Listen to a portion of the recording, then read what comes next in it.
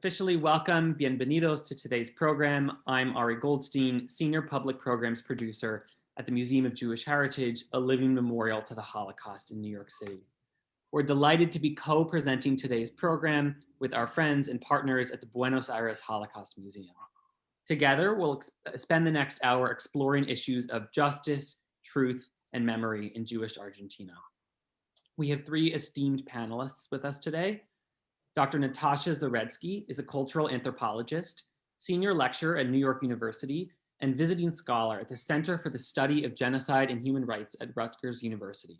She recently published Acts of Repair, Justice, Truth, and the Politics of Memory in Argentina with Rutgers University Press. You can find the link in the Zoom chat. Diana Wong is a therapist and writer in Argentina who chaired Generations of the Shoah for 14 years and now serves on the board of the Buenos Aires Holocaust Museum and the advisory board of the World Federation of Jewish Child Survivors of the Holocaust. And moderating the discussion with Natasha and Diana is Ruth Messenger, the former borough president of Manhattan and president of American Jewish World Service, who now serves as American Jewish World Service's global ambassador. A very warm welcome to Ruth, Natasha, and Diana. Before the discussion begins, let's hear from Fabiana Mindland, General Secretary and Director of the Buenos Aires Holocaust Museum. Good afternoon. I would like to thank the Museum of Jewish Heritage for the co-organization of this activity. Also to Natasha Zaretsky for inviting the Buenos Aires Holocaust Museum to be part of her book presentation. In Argentina, remembrance is a state policy that has been consistent throughout all governments. We are the country that received the largest number of survivors in Latin America and the only Latin American country which is member of the IRA, International Remembrance Holocaust Association. All this implies an enormous commitment with the memory of the Holocaust. Since 1994, our museum has been working aiming at this responsibility. Our task is a very great civic duty, but especially a human one. It is to assume an irrevocable engagement to life in each of our actions. This presentation is one step forward. To understand what happened allows us to build a better world. Thanks to Diana and Ruth for honoring this panel with your wisdom, and congratulations to Natasha. Thank you everyone for participating, and good afternoon. Gracias, Fabiana. Now, before the discussion gets started, we're going to play a brief 3-minute video. This is a trailer for Natasha's film 1000 Mondays, which has not yet been released. Ruth, when the video concludes, feel free to kick off the discussion.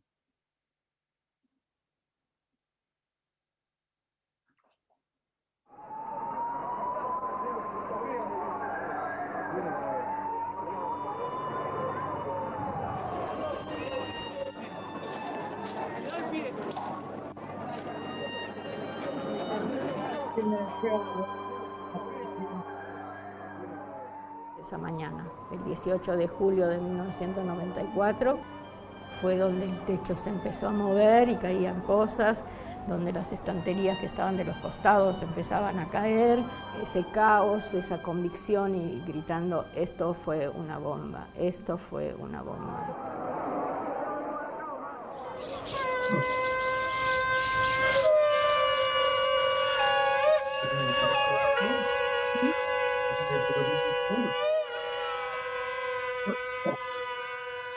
Cuando fue el atentado a la AMIA, pasaba por ahí mi única hija, Andrea Judith, de 28 años, que estaba buscando trabajo.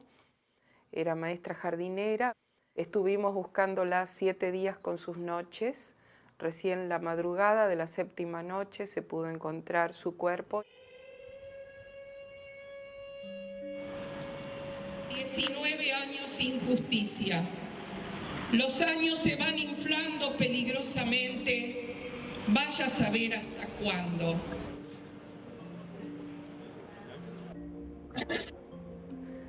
Yo decidí luchar por ella, porque si yo no lo hacía no habría quien lo haga, y yo creo que cuando a las personas no se las recuerdan terminan muriendo del todo.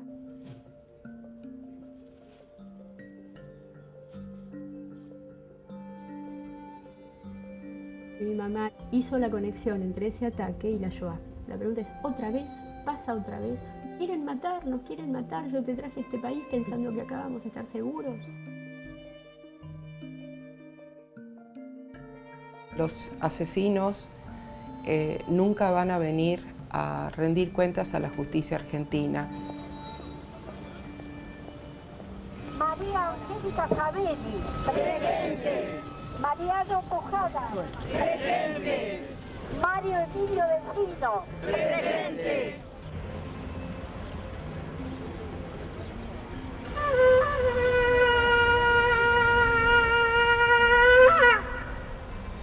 Solamente una vez por mes era poco, que había que estar frente a tribunales todos los lunes exigiendo justicia. Rosa, 48 años. Pérez Fernando Roberto, 47 años. Wow. Natasha, we need the movie. We need the movie release. Bienvenidos, friends. Welcome. I'm honored to have been asked to moderate this panel. I want to say clearly in this instance, my role is as a moderator of a conversation, facilitating a conversation between two brilliant women, each of whom has worked in a country that only some of us on the webinar know well. Some of you I know it well. Some of you are in Buenos Aires. Some of you have come from Buenos Aires, but because of the power of the Museum of Living Jewish Heritage, there are Americans who aren't really tuned into the story or the complex stories of Argentina, particularly as it relates to the Jewish community. So what you're going to hear about, what you've seen a little bit of, and what you're going to hear about is people in this country, in Argentina, of opposing forces in some ways, people who have different life histories, different views of the world, raised differently, sharing a country, not the only people in the country, but sharing a country. And you're going to hear about tension between these forces over periods of time, over decades, and the ways in which sometimes that tension takes energy from everybody and then can occasionally erupt in ugly and frightening ways. As an American, I have to say, if that sounds familiar, it probably should. In some ways, we're living some experiences about tensions that sap energy and that are hard to ameliorate. But we're not today going to talk about that set of comparisons. We're not going to talk about any similarities or differences between the United States in 2021 and Argentina over the last 50 years, because instead, we're going to explore this story of Argentina in Argentina. And I would just say to all of you that it's for another time and another conversation for us with the aegis of the museum and in other places in our lives to look in more detail at this history of how a country deals with tension, deals with groups opposing each other, even occasionally physically attacking each other, and see what we can learn from Argentina and from the many other countries in the world that have or are living through these crises. But for today, as you heard, you are going to be hearing from, and I'm going to use their first names if they don't mind, from Natasha and Diana, but two brilliant women who know this story. On the one hand, I want to say they know it from different points of view. And on the other hand, I want to say they're used to looking at each other's perspectives. And so we're talking about a country, I think you all know that now, that became both a refuge for Jews escaping from the Holocaust, from the Shoah, and putting down roots and creating their own society, and a country that became a refuge for Nazis, fleeing whatever. And those tensions still exist. You saw the picture of the tragic bombing, still unresolved bombing, and the people who are giving brilliant witness every Monday to what they saw. I know that Natasha will speak more about that, but I want to take us back a little bit. So the issues that we're going to try to explore in the next hour are the issue of first immigration and national belonging, then the story of Argentina in the immediate post-war years, then the story of Argentina in the dictatorship years, then a focus on the bombing that you saw something about in the trailer, and then some landscapes and horizons for where we go from here. But I want us to go back a little bit to the beginning, and I want us to ask Natasha to talk about what in her book she calls really brilliantly a tenuous belonging. What happens when a bunch of people leave one country and go to set up roots in another country? How does the Jewish community move into Argentina and what happens to them? So Natasha maybe would speak to that for several minutes and leave us all wanting more. Thank you so much, Ruth. And I'll also take this opportunity to thank Diana for being here with me, to all of you in the audience who I can't see your faces, but I appreciate your presence, and to Ari Goldstein and Josh Mack at the Museum of Jewish Heritage, and everyone, gracias to everyone at the Museo del Holocausto de Buenos Aires as well. And I'll speak to the issues that Ruth is raising, but I wanted to also begin by talking a little bit about my perspective as a cultural anthropologist, which is the role that I had when I first arrived in Buenos Aires, and the research that I've been doing there for almost 20 years now, thinking about questions of memory and violence and human rights. This is the book that just came out, Acts of Repair, based on that work. And at the heart of my research was one question, which is how do individuals and communities survive periods of violence and collective trauma? And in the aftermath of that trauma, that violence, of genocide, how can one create personal and collective meaning again? So that is really what brought me to Buenos Aires. And I was interested in the Jewish community in particular because of the multiple histories of violence that Ruth was also mentioning. There are many who are survivors of the Holocaust or who have families who suffered during the Holocaust. And then from 1976 to 1983, there was a brutal dictatorship that also affected the Jewish community, along with many other Argentines as well. And then the tragic 1994 AMIA bombing. So when I was trying to understand what it meant to be Jewish in Argentina, that took me to that question of tenuous belonging that Ruth mentioned.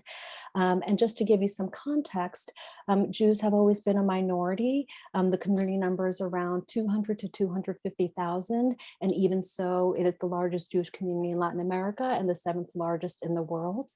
And the first major wave of immigration to Argentina took place in the late 19th and early 20th centuries, with Jews fleeing the pogroms in Russia and Eastern Europe.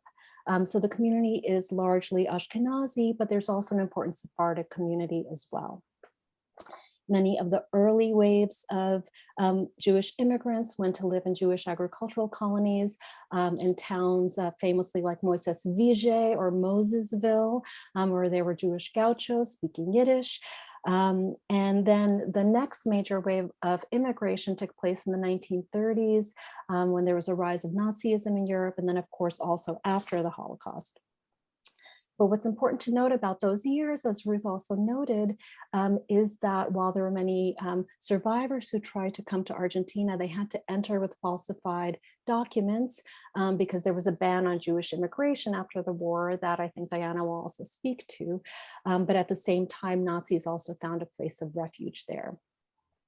So what they found in Argentina with the Jewish community there was, on the one hand, there was a very vibrant community with places of worship and schools and social clubs, and also very important Yiddish press and theater. But at the same time, the position of Jews remained unsettled, with many state policies unfavorable toward Jews, if not overtly anti-Semitic. And so while Jews became a part of the national fabric in important ways, rising into the middle class, establishing community organizations and religious institutions and schools, they also remained vulnerable to surges in anti-Semitism throughout their history, which made their sense of belonging feel tenuous.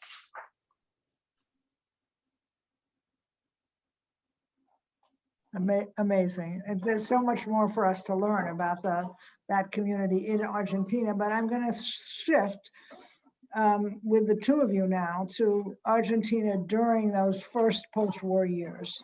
So the Jewish community is moving in, and Diana, you need to lead here because you have, I mean, one of the treasures that we have here, folks, in this panel is not only a cultural anthropologist and movie maker, but somebody who's lived the experience and who has been there. And so, Diana, please talk with us about what it was really like, what was happening. Okay, thank you, Ruth, and thank you, Natasha, for inviting me to share with you the birth of this new book. I'm honored and very happy. Well, for those who survived and found themselves still alive, the end of the war wasn't a time for celebration or joy. Europe was covered with the blood of their missing families, and they also faced the menace of the Cold War. They knew that they had to find another place to live. Yet, the sad result of the 1938 Wannsee Conference, that no country would accept Jewish, German, or Austrian refugees, repeated itself at the end of the war. Survivors did not know where they could go. My parents, who had survived the war in Poland and who had lost their first child, carried an infant around, me, as they, with many others, looked for a place that would welcome us. The embassies and consulates had long lines and virtually no good news. And it didn't take them long to realize that their Jewishness was the problem. So they decided to say they were Catholics instead, as they were already well versed in doing whatever it took to survive. That was how, with the help of a bribe, of course, we obtained a visa to Paraguay. Paraguay, what an exotic word. Where was it? How would we get there? It turned out that we would need to cross the Atlantic Ocean to the port of Buenos Aires in Argentina, and from there to continue overland. Buenos Aires was promising because we knew that a large Jewish community had already been living there in peace since before the war. And so that became our destination. We arrived on a ship the 4th of July, 1947, holding false documents that stated we were Catholics. But it wouldn't be until 2005 that I would eventually discover why those falsifications had been necessary. Uki Gogni, a researcher studying the immigration of Nazis to Argentina and author of the book The Real Odessa, published then an open letter demanding that what was called Directive 11 should be recognized and abolished. Thanks to his work, the Argentine government finally recognized, after decades of denial, that the secret Directive 11, enacted in July 1938, prohibited ambassadors and consuls from providing visa to the undesirables, that is, Jews and Spanish Republicans. And Argentina was far from the only country that did this. Almost all Latin American countries had done it, and the United States had extremely limited Jewish immigration then. When Directive 11 was finally recognized and abolished 67 years after its enactment, I asked the Argentine government to rectify my immigration records to state Jewish rather than Catholic. And I succeeded, pioneering the case for many other Jews in Argentina who had to lie about their identity in order to be admitted in the years after the war. Fantastic. So, Natasha, because you, Diana, that story is so moving to everyone and really moving. I mean, first of all, that so many Jews were denied entry by countries all over the world. There are some, follow-up films about Sugihara and other such diplomats who made a difference. Yeah. But I love what you said, that forced with finding a safe place to live, people will do what they have to do. They will lie, they will move families. Beautiful and fantastic that you got the government to clean up your papers. That's very impressive. But Natasha, because of your work, I think you've talked to many other people whose stories are similar to Diana's over a period of time. And maybe you could report on that as a historical trend. Yeah, thank you so much, Ruth and Diana, for always bringing such life to this history. And, I wanted to talk a little bit about, what were the implications of what Diana described about having to live, in this way where the document said one thing, your experience was another, and what that meant about the relationship to the state. So here what you see is the image of Adolf Eichmann.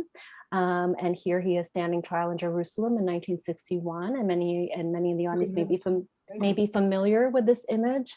And this was famously what Hannah Arendt chronicled for the New Yorker at first, and used this experience to coin the term the banality of evil. And Adolf Eichmann had been living in Buenos Aires, in Argentina for years until he was caught. And so this is part of that tension between, on the one hand, having this vibrant Jewish community, and on the other, having someone like Eichmann living in your city, in your country, with impunity until he was captured. And what's interesting about this trial is that the scholar Annette Weave-Yorka actually called this the moment when the era of the witness opened up, because this was the first publicly televised trial and the first moment when the public at large was listening to Holocaust survivors in ways that in the early years was not always happening. And that's what also brings me to the experience of struggling with the kind of silence in society that many survivors in Argentina and throughout the world also experienced. So I'll share the story of a woman who I interviewed, Elsa Rossine, who I met through a group that Diana was helping to lead at the time, Niños de la Shoah, child survivors of the Shoah, that then became Generations of the Shoah. Elsa was born in 1923 in a small town outside of Minsk in what is today Belarus. And her father later migrated to Belgium and then brought her family there as well when Elsa was just 3 or 4 years old.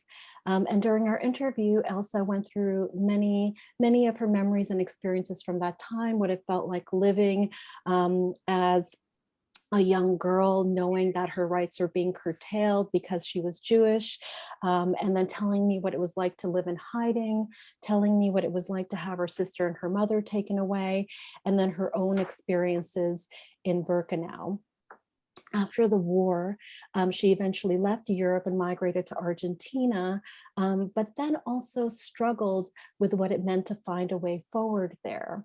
And I'll just share some of the words from Elsa herself from our interview. She said, in Europe, people knew about the camps, but when I arrived here in Argentina, hardly anyone knew anything, and no one wanted to know anything. I tell you that the people did not want to hear a lot. They would say, look, don't get upset. It already passed. Try to move on. And I would say, but you don't know what happened. And so that experience of struggling with that kind of silence is something that many survivors experienced. And in fact, Diana has a book about this as well, Silencio de los Desaparecidos. So that's something that's really an important part of that experience. And perhaps one of the things that Elsa really struggled with also was not that they didn't want to know about what happened, but also that maybe they could never really understand what happened because they didn't go through it themselves. And she also reflected on what the implications of that was for society more broadly. And she talked about an occasion where she went to a theater to watch a film about the concentration camps. And this moment that really struck her when she said, leaving the theater after the documentary, people were saying, Well, I don't know if that's all true. There has to be a lot of propaganda too. And Elsa says, I didn't say anything. These were people that were leaving the theater, talking in the hall, and they said, do you think this could be true? They wondered, could this actually have happened? And this is something she lived through herself. And to hear that kind of denial about her own experience raised a lot of questions for her. And she said this mattered because this showed that in society, there were those who had deaf ears, she said, who were not engaged. And this kind of silence and denial is what allows for what she called horrendous things to happen. So for me, and thinking about this research and how this group that Diana helped lead that became Generations of the Shoah, it really arose in the aftermath of the AMIA bombing as part of what I look at as a greater reckoning in the Jewish community with their own belonging and with their own sense of agency and citizenship in Argentina. And what was interesting about the group for me was how these survivors were not just looking to tell their story, but also to find what I call in my work implicated listeners, like this idea of listeners who really understand what they've gone through and who care. And that notion of implication also connects to what Michael Rothberg describes as the implicated subject.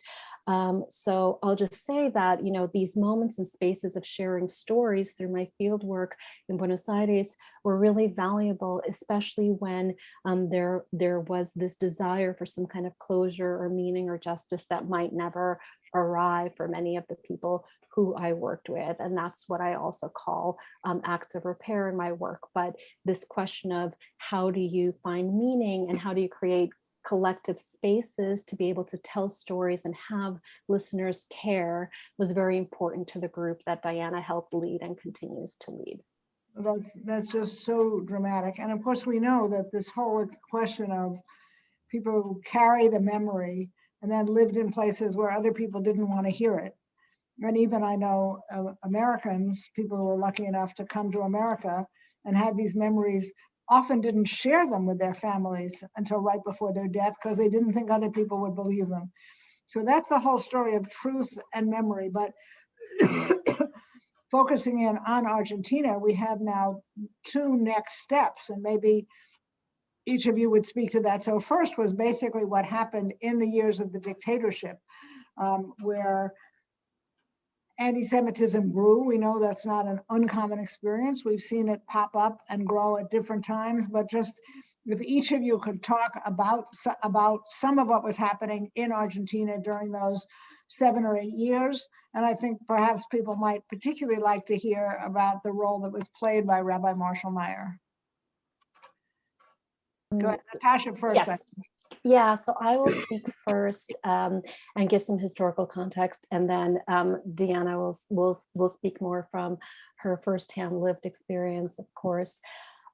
So in thinking about those years, what I want to frame for a lot of people in the audience is that there are many people who came to Argentina having survived the Holocaust, and then were also then affected by the dictatorship, having their own children disappeared.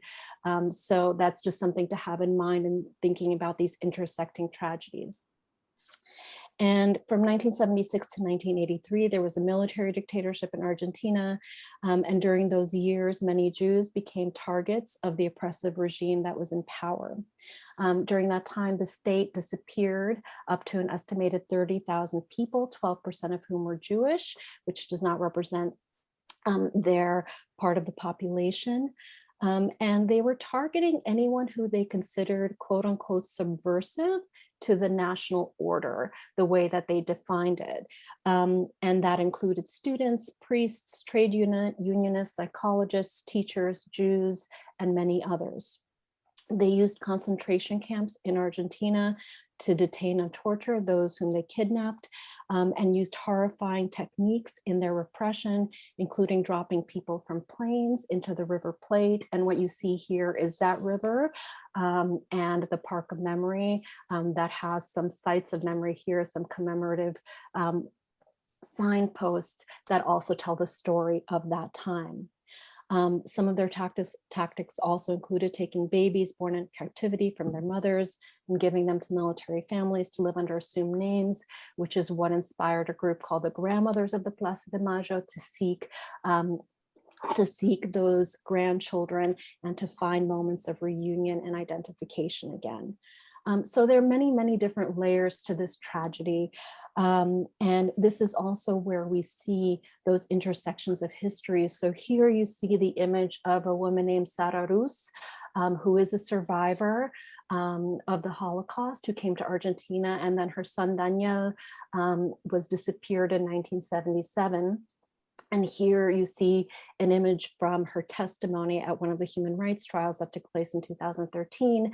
And this was illustrated by the artist Eugenia Beckeris for a group called Dibujos Urgentes, or Urgent Drawings, that chronicles these trials. So in response to the torture and terror of the Argentine military dictatorship, activism proved very, very important, and Jews in Argentina participated in substantial ways in various human rights movements to help build civil society and protect the values of democracy and justice that were important to all of Argentina and to finding them again. And, you know, as Ruth mentioned— Let me just ask a question. So, because I think it's important. So you're saying that Jews, some Jews at least, were outspoken leaders in the human rights movement against the dictatorship, even though they knew that their hold on residence and citizenship was a little tenuous. Yes, exactly. And so that connection is really important, Ruth, that you make, that even though they had this tenuous belonging, they still found this moment really important to be activists. And here you see Rabbi Marshall Meyer, who was one of the co-founders of the group, the Jewish Movement for Human Rights. You see the banner in the back of this image. And there was also a publication called Nueva Presencia that was also very important. And Jacobo Timmerman, who was a journalist, he was tortured and detained, and then went into exile and published a book, Prisoner Without a Name, Cell Without a Number, in 1981, which was one of the very first accounts of what happened during those years. So Jewish Argentines were a very important part of this movement, of these various human rights movements. And I just want to say something about Rabbi Marshall Meyer, who brought conservative Judaism to Argentina and also founded the rabbinical seminary there. And then after the end of the dictatorship in 1983, there was a landmark truth commission, the CONADEP, one of the very first truth commissions in the world that even preceded the South African Truth and Reconciliation Commission. And Rabbi Meyer also served on that commission. And so what happened during those years was, in addition to the activism of the Jewish Movement for Human Rights, you also had the activism of the Mothers of the Plaza de Mayo, who stood every Thursday with white headscarves that bore the names of their children, with the images of their children. And they were essentially resisting the idea that their children simply vanished or disappeared. They were asserting that they had been alive and they wanted them alive and they wanted to know what happened to them and they wanted justice. And there were many mothers of the Plaza de Mayo who were also Jewish, and their activism was very important to ending the dictatorship, and it continues decades and decades later. So this is an image of 40 years after they first stood in the Plaza de Mayo, which is the central public square in Argentina facing the presidential palace. And they're still protesting because there's still this path towards justice that they feel that they need to be a part of, and that they invite society at large to be a part of as well. So here you see a banner on what is the National Day of Remembrance, Truth and Justice, March 24th, which is the day of the coup. And here you see a banner with all the images of those who were disappeared. So one of the mothers who's very involved in this, and I'll just share the story to show these connections of these different tragedies, is a woman named Veracharach, who you see here in 2017 with Angela Merkel. And just to share a little bit about Veracharach's story, she was born in Italy, in Milan, and then came to Argentina in 1939, fleeing Nazism. And her daughter Franca was disappeared in 1976. And what was really interesting to me about this moment of encounter and how she framed her story to Merkel was saying that for her, as an Italian Jew who lived in Argentina, who had family who died in the Holocaust, and also whose daughter was disappeared.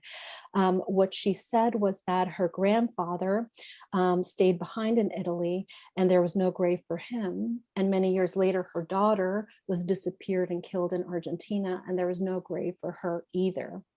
And so for her, in thinking about a way forward, she felt that in addition to the human rights goals in Argentina, which are memory, justice, and truth, she also noted that she had a fourth appeal for all of humanity, which is never again silence. So this importance of speaking up and activism was a very powerful part of her work, not just for her daughter, but for all of the victims of the dictatorship.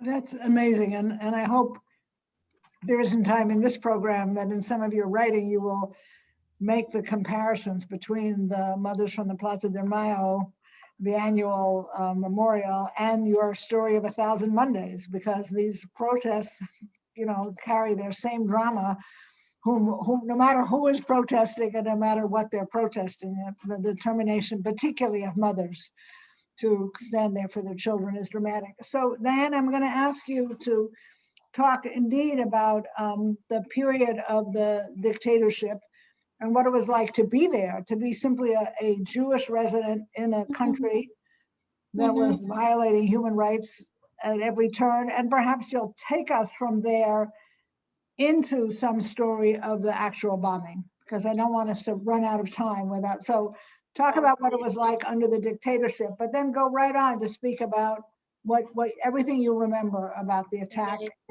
Well, I'll speak about my own story. That's not the whole story of all the Jews in Argentina, but that's my story maybe.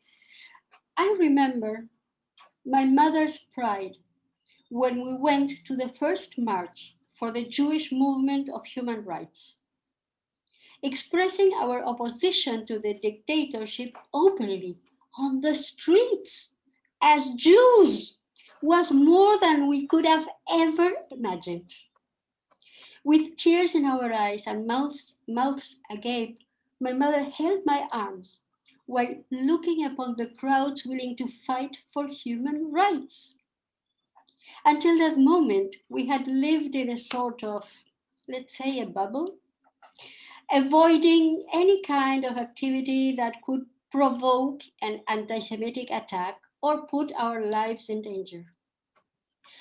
One example of this was that in Spanish, we would call ourselves Israelitas, Israelites, instead of Judíos, Jews, as if the term Jewish was offensive.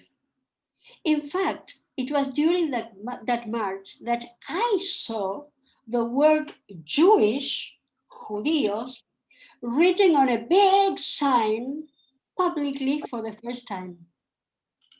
However, we still didn't have a good picture of what was going on. Not everybody was aware of the torture, imprisonments, and the desaparecidos, the murdered people whose bodies were never recovered. Right. The silence that existed continued and became painful to realize as people began to learn what was truly going on. I remember being afraid of the military and the police, but for some unknown reason, I did not make a direct connection between the authoritarianism of the military dictatorship and Nazism, despite what my parents had lived through in Poland. I know of other families who sent their children abroad because they did see parallels to the Shoah. As a result, so they could see the connections. Yes, as scary as it was. I didn't see it. I didn't see it. That's beautiful. You're doing a beautiful reporting job. It's amazing. As a result of having entered the country with false pretenses and with the memory of Polish anti-Semitism still fresh in our minds, for much of my early years, we kept our Jewish identity private, almost as if it didn't exist. We were not religious and did not belong to any Jewish organization. Our heritage manifested only in songs, food, of course, and a few traditions. But everything would change with the AMIA bombing. Okay, so you need to bring us up to speed on that because, you know, I don't know. Obviously, as I said before, some of the listeners on this webinar are in Buenos Aires now, or in Buenos Aires, we're in Buenos Aires then. For me, it's like I was certainly a functioning adult in the United States, and I remember it, but I realized as soon as I agreed to do this program with the museum, how little I really know about what happened and what it was like on the ground. So maybe you'll first give us your experience and the experience of your family, as you just said, seeing in some way, seeing it all happen again, right? And then Natasha give us some historical perspective. Go ahead, Diana, please. Okay, on July 18th, 1994, that unforgettable day, my mother called me. She was crying and asked me for forgiveness for having brought me to Argentina. I did not know, she sobbed. I thought that we would be safe here.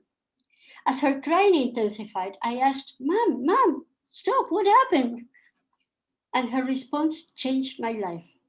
She said, the AMIA was bombed. They want to kill us again. AMIA, the Argentine Jewish Mutual Aid Society, was the most important Jewish cultural center in Argentina. I had been there numerous times for conferences, concerts, and other activities. It was an iconic place and a refuge in many ways, but bombed in downtown Buenos Aires. And why was she saying they want to kill us again? Us, me. And why again? The AMIA bombing made me Jewish again. I was born Jewish and did not make any active choice to be Jewish. But this time around, it was a conscious and voluntary decision. I couldn't run away from the fact that my mother's us included me. And the again was the Shoah, of course. That again taught me that I was a child of Holocaust survivors and that was also a part of my identity. Those words, us and again, were turning points in my life. And so, at 50 years old, I decided to forge a new path. I began searching for other children of Holocaust survivors and found them. I went to the March of the Living in Poland and there re-encountered Polish, my first tongue, along with family traditions and foods. And I thought, if the Holocaust had never happened, this would have been my home. I would have been just another Polish woman like all the others I saw walking on the street and would have never traveled to Buenos Aires. It was an overwhelming feeling. Traveling to Holocaust sites afforded me a strong connection to what I was beginning to learn about. I went to the Fundación Memoria del Holocausto, the Holocaust Museum of Buenos Aires, and joined the team collecting testimonies for Spielberg's Shoah Foundation. These witnesses were the Shoah's children, and yet only few years older than me. My parents had lost their first child, Zenusz, the brother I never met. He was given to a Christian family to look after him while my parents were in hiding, and they were never able to get him back. We don't know if he survived or not. However, I could see my lost brother in each one of those children who had given testimony. All right, Natasha, it's not my business, but I hope you'll make a separate movie of Diana. This is the most, I've spoken to lots and lots of survivors and children of survivors. I've never been quite so moved by this experience and by her decision at age 50 to go back and put her life back together. But Natasha, maybe you will help us with additional context from your perspective on the bombing. And as we saw in the trailer, what it means. I guess the broadest question here is what it means to have an ethnic crime. I don't know what words you want to use, but I'll say an ethnic crime that not only happened but remains unsolved. Right. And I want to say that, you know, and just to add to your feeling about Diana, Ruth, you know, I met Diana almost 20 years ago in Buenos Aires, and, you know, the power of your story, Diana, and your ability to bring it to life has also been an important part of this aftermath of the bombing and of thinking about creating spaces of belonging for many Jews in Argentina. So for me, this is a part of that history of also all of our conversations. And so just to back up and give a little bit of context briefly, in the 1990s in Argentina, this was a period of profound impunity. So 1983, the dictatorship ends, democracy returns, people are rejoicing. There's a truth commission that forms, including Marshall Meyer, who's on it. Nunca Más, Never Again, becomes a bestseller that people are reading. You know, finally, there's a sense of something changing. And then amnesty laws are put into place in the late 80s that essentially make perpetrators live with complete freedom and impunity. And so the 1990s were a period when human rights was very important in Argentina. And there was also a sense of profound impunity there. So in 1992, the Israeli embassy was bombed. And then in 1994, the AMIA was bombed. And this is an image from the destruction. And as Diana described so thoughtfully, this felt different. And this was true for many of the people I interviewed. For them, this felt different than a bombing of the Israeli embassy because this was their community center. This was like the JCC. This is where you went for community events and other things that were part of your daily life in ways that felt like it was yours. And part of the thing that happened, this is considered the worst anti-Semitic attack in the Western Hemisphere. 85 people were killed. The building was destroyed. That also included the YIVO in Buenos Aires and the Yiddish community archives.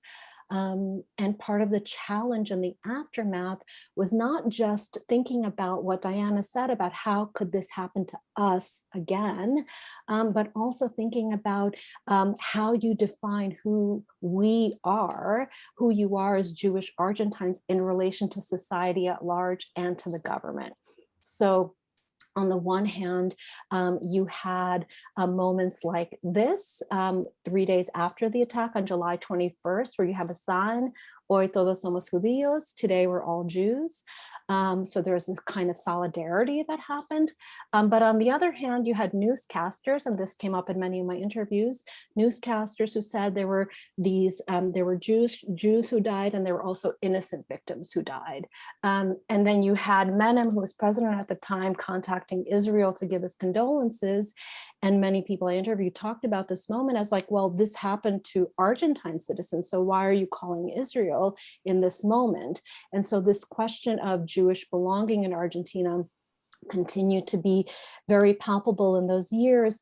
And it only became worse because of a problematic investigation.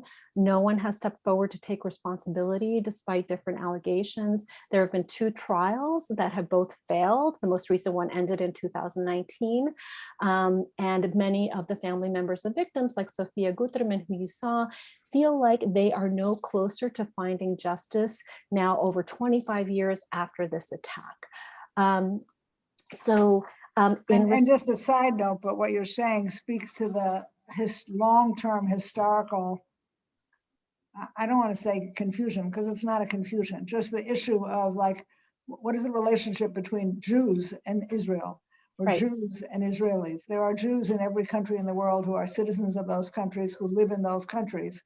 And this sounds like almost a concentrated, intentional effort to make them other than Argentinians.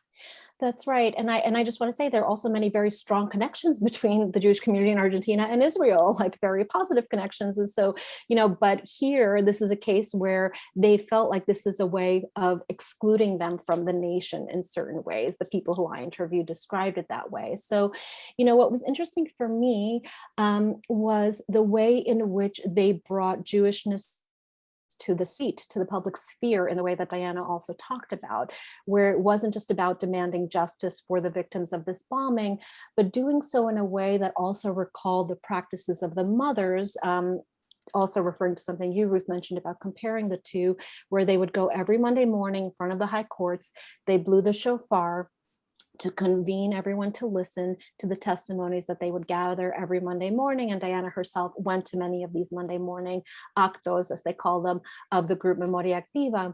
And so this ability to actually create spaces in the public sphere for being both Jewish and Argentine was a very important part of the response to the bombing in my analysis. And this included not only groups like Memoria Activa, but also a Yiddish choir, the Coro Gebirtig, that Diana was also part of, and other groups that formed that were demanding justice and accountability, and as part of their acts of repair. And that was important not just for ordinary Argentines, Jewish Argentines who were struggling with their sense of belonging, but was also important for the family members of the victims of this attack, like Sofia Guterman, who appears in the film that I'm developing, and whose only daughter, Andrea, was killed in the attack.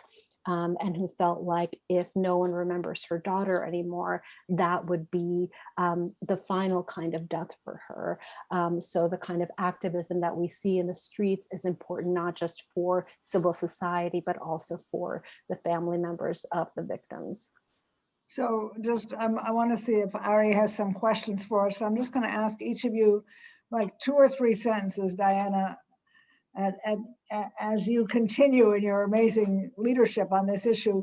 What is your focus right now in Argentina with the museum and telling your story and having it broaden out? And then Natasha, similarly, you're in the middle of releasing this movie, supporting these people who show up every Monday. What is your hope of using film and ethnography and reporting to try to change the course of history? So each of you a few sentences, and then Ari, let me know if you have some questions. Okay, Ruth. So when I was 50, I learned that I was a daughter of Jewish survivors. And so this new path in my life began. And during the first years after the war, the way in which the Holocaust was typically discussed here was not as I heard at home. The heroes of the Warsaw Ghetto would be glorified. The horrors would be highlighted over and over again. The assumption was that the survivors had been left with hopeless trauma. None of this matched, however, with what I had experienced in my childhood, nor with the many survivors I knew. So I sought out books from authors who offered new perspectives and began to reconstruct a different narrative of the survivors' experience, a narrative that matched my own, which I then tried to spread as far and as wide as I could. A few years later, together with several survivors and their children, we founded Generations of the Shoah in Argentina and started a handful of educational projects. In one of those projects, Cuadernos de la Shoah, the Shoah notebooks, we discuss a number of volumes which marginalized topics as rescuers, women experience, children's experience, their endeavor to find a new haven, their forced removal to ghettos and concentration camps, progression of anti-Semitic attacks, different ways in which they had survived, other genocides of the 20th century, not only the Holocaust, and other engineered programs of dehumanization. We start to study and publish around all these issues. We also created the Apprentice Project in a desperate attempt to keep the oral history of survivors alive, wanting to ensure that once they were no longer able to speak, there would be someone else who could continue to speak in their behalf. And finally, one last sentence. In 2018, we joined the Holocaust Museum of Buenos Aires, which created a wonderful interactive exhibit, and from where we continue to work in our projects and aiming to create much new ones. Fantastic. So Natasha, bring us up Yes. today from your perspective, and I'm going to try to weave in a couple of the amazing questions that have come into Ari. So when you speak, can you talk, whatever else you wanted to bring us up to date on, can you talk to the tensions between the sides in Argentina today about your work on collective memory and repair? Yeah, thank you so much, Ruth, and to Deanna.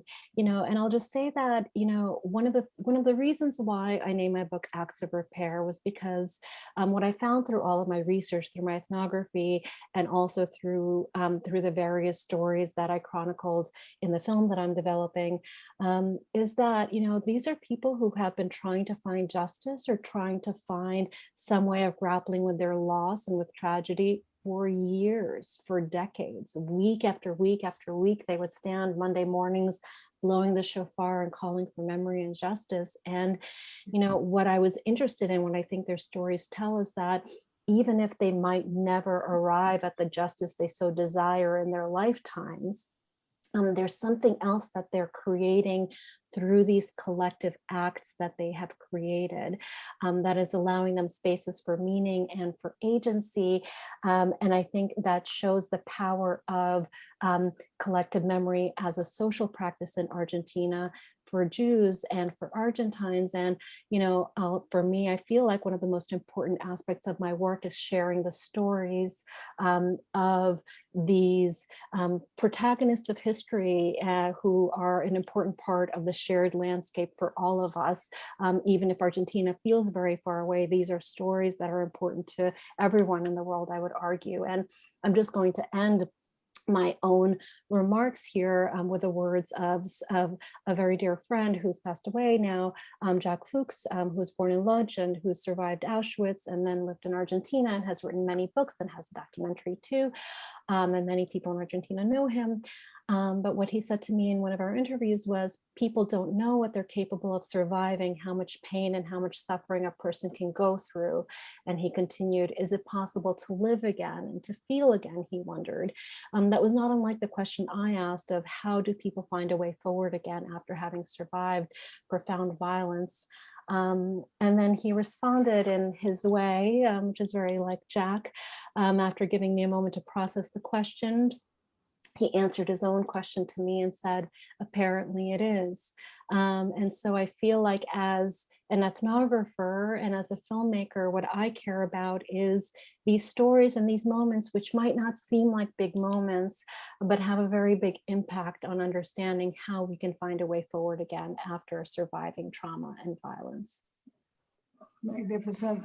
We're not going to have much time, but Diana, could you speak to some aspects of the situation today in Argentina, in Buenos Aires? Is there still a large community of people that you would identify as Nazi descendants, Nazi sympathizers, anti-Semitic, or are they not? Obviously they're there in some way, but are they highly visible or not? That's one question. And another question is whether there's any, and which both of you can answer, is whether there's any contemporary positive role being played by the Catholic Church on these issues.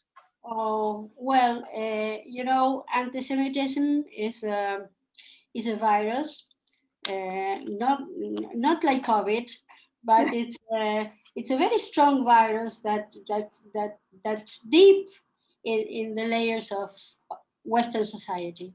And yes, there is some anti-Semitism here, but I don't feel it very, very strongly. And there are very small groups, not very visible and not very outspoken.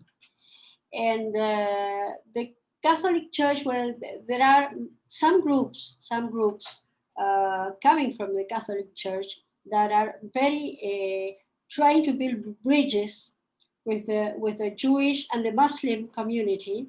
Okay. It's very interesting the work they do. We are very friends together, and I don't know if it is the Catholic Church as an institution. There are groups in Catholic Church that are very friendly and are trying to build these bridges to overcome the prejudice, that dreadful prejudice. Yes.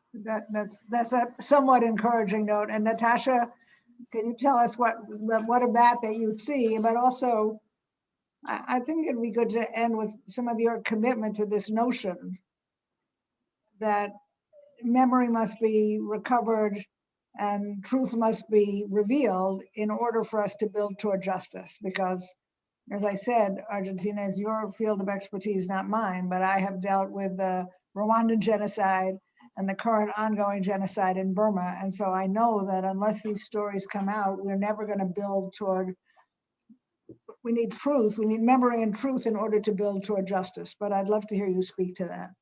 Yeah, and I think what's really interesting is, the role that Argentina has in the history of what's called transitional justice, like this idea that if other forms of justice may not be possible because there's a fear that there might be another military coup or because the rule of law isn't in place yet, that truth commissions or other memory-based mechanisms can be a way of creating some form of accounting. And I want to say that dedication to truth and to memory was a really, really important part of the activism in Argentina during the dictatorship and the formation of civil society under democracy there.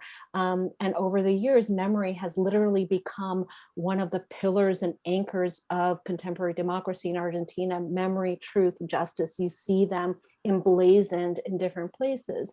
But that doesn't mean that people are remembering necessarily just because it says it on a banner or, in a statue. So that question of how do you make memory something engaged and active in society, that is something that is very, very important for a different kind of repair and form of social justice, if you will. And that's where projects like what Diana was talking about, the apprentice project, the Proyecto Aprendiz, this notion of how do you continue and sustain memory in new generations, not just for those who have been activists for many years, but for younger generations, and the importance of finding these ways of transmitting memory and continuing it, because as Sofia Guterman, whose daughter was killed in the AMIA bombing, says so powerfully to me in my interviews, she feels like she might never find justice, but what she can hold on to is the memory of her daughter. And that's what she wants to hold on to, like all of the mothers who lost their children in the dictatorship and in other tragedies, and fathers as well. They want to hold on to who their children were, who their family members were, because that was part of genocide and state violence as well, was to disappear them from existence. And so memory is a resistance to that and a way of creating justice and holding on to the possibility for justice in the future.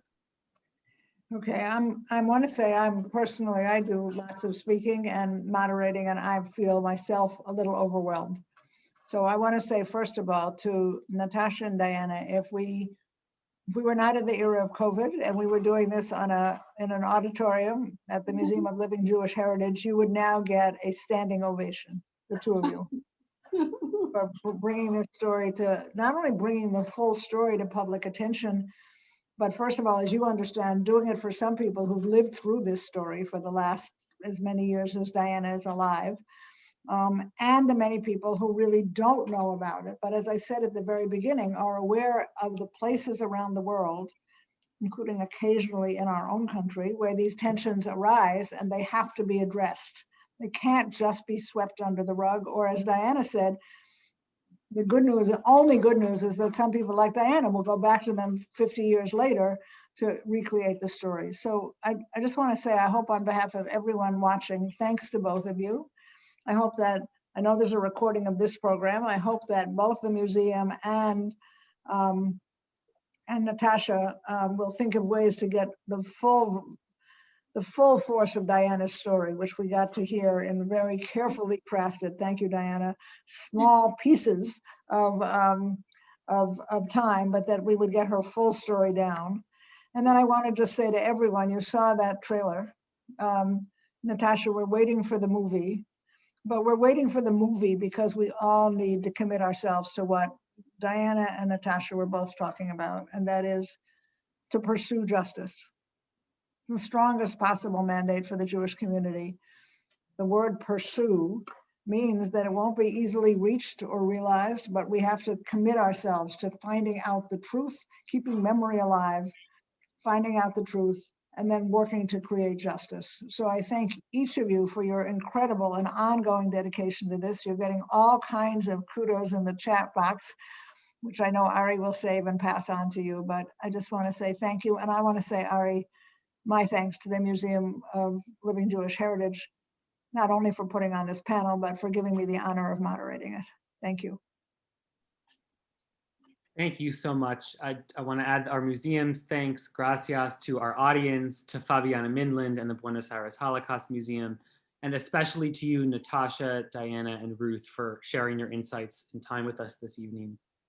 Ruth, I think your comments about recovering memory and revealing truth in order to build towards justice are a really beautiful way to wrap this up. And I just want to say that what you just said is a beautiful encapsulation of what we do at the Museum of Jewish Heritage and at the Buenos Aires Holocaust Museum. So to all of you in the audience, I hope you will consider supporting our museums, coming to visit us, joining us for future programs, and getting involved. It's a real honor for us to have you all in our community.